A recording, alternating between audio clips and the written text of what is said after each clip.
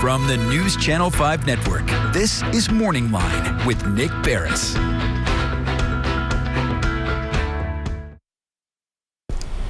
Good morning, everyone. Thanks for joining us on Morning Line. Nick Barris here on a Tuesday. Good show on tap for you. One of the big stories, that happened yesterday that we were reporting on was yet another human trafficking sting. This one happening down with my friend, District Attorney Brent Cooper, down in the areas around Murray County and Hickman County and the like. And I think it was some 18 individuals were arrested. You saw the mugshots on the newscast, seeking sex from children. Now, human trafficking is the umbrella term, and there are many different types of human trafficking. This is a sting operation that went after them. And whenever these cases happen, I ask myself, do they not watch the show To Catch a Predator?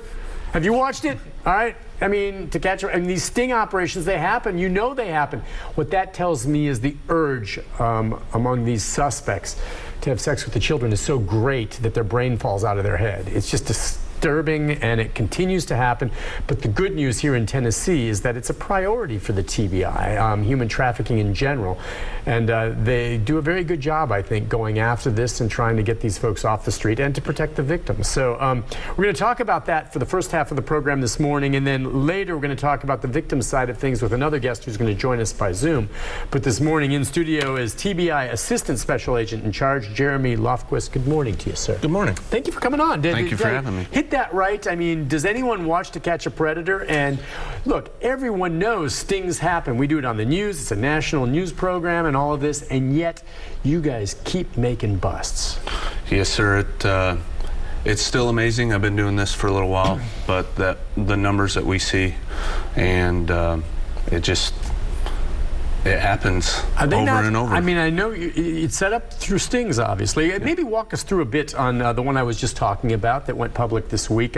You said it was, at first I thought it was 12. It was 18. 18, yes, 18 individuals, all men, arrested. And they were drawn in how, and what were they seeking? So in general, we have some known escort ad sites that have been identified that might have some potential trafficking victims and are known to have traffickers post people on there.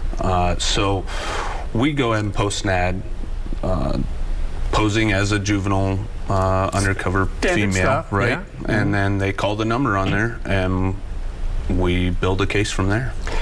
And I just have to ask, you have this dummy site that's set up and it draws them in, but clearly there must be a lot of legitimate, what I mean by legitimate, real offering these types of things. Sure. Because otherwise, these individuals, don't they know, the odds are this is going to be a scam, I'm not going to respond. But yours is there along, unfortunately, with many others that are actually offering these types Absolutely. of services. They're out there. Absolutely. Are you able to go after those services themselves as well as not just going after the victims? Yes, so we do analyze a lot of those ads and try to make it a point to look at ones that look like they are being trafficker driven or are juveniles. So with that, we'll try a lot of times to recover those individuals by various investigative I would think, means. you could respond to one of those ads, say I want it, I'm going to pay for it, and then you show up undercover, you show up and you get to the room and, gosh forbid there's a young child in there, you rescue the child, and then if there's any, organizer there, you take them into custody on the spot. How hard Absolutely. is that? Is that hard? It's harder than you might think. Really? Just due to the time and manpower. Oh, okay. It takes a lot of time to go through. There's hundreds of these ads every day.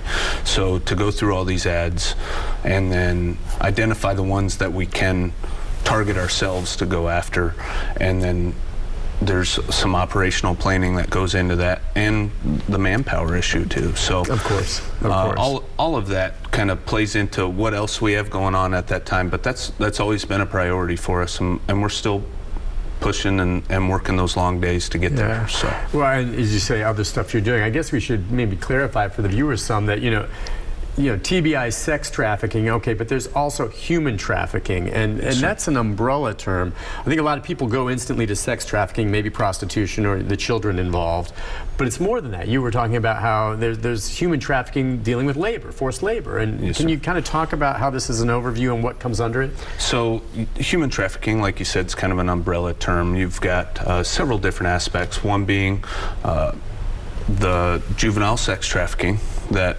obviously we're talking about today, but then you've got adult sex trafficking, which is also happening and pretty prevalent in the state, and then labor trafficking as well, where you've got individuals that are being forced to work in certain conditions and not getting paid and not getting treated how they should be. So we cover all of that. We investigate all of that. I'm trying to get a handle on, we've done stories on this before, just how hard, or the effort that these crooks have to go to control these individuals to get them to do what they want. And I'm thinking, that's difficult to set it up, and certainly they have control, they threaten them. I don't know what they do, especially with younger people, but is it that lucrative? Oh, absolutely. I think Really? if you look at it almost from a business standpoint, which can be almost a little hard to grasp at times for some people, but if you look at it from a business standpoint, you've got a product that doesn't expire, that you don't run out of when you have a person that you're selling over and over or using over and over throughout the week and the month and the year. So you don't have to manufacture any more product, you don't have to go buy any more product. You've already got that product under control. You have to house them and feed them or watch them, even though I know they're probably not well taken care of, but Absolutely. I mean, there's still effort that goes into that, and I'm like, well, okay, to go to that length, I mean, it must be very lucrative. And I'm talking about maybe just beyond the prostitution aspect of it, I guess, but they've really got control over these folks where they are afraid to take off on their own, right? Yes, manipulation's one of the main keys. It starts early with a lot of these victims, and that's it's kind of a long game that these traffickers are playing. It's not snatched into a van and sold to somebody and you're immediately trafficked. That's a very small percentage of what we see in our trafficking unit. It's these long-term manipulations, and might even start out as a legitimate relationship with somebody and then turn into something that is not. It's just for a lot of us, and they talk about, and we'll talk about the warning signs here in a second and how many you pick it up, but in pop culture, you think about the movie Taken, the Liam Neeson movie, you know what I'm talking about. And like you just said, it's not something where it just happens.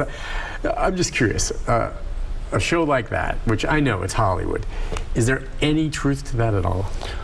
I think there probably is some deep-seated truth there. Yeah. But again, what we see, especially here in Tennessee, that's very, very minimal. Right. The getting pulled into a van and kidnapped basically and then sold, very, very rare. The marking of cars at the supermarket or the mall, that's not really a thing. You see it all over Facebook, right?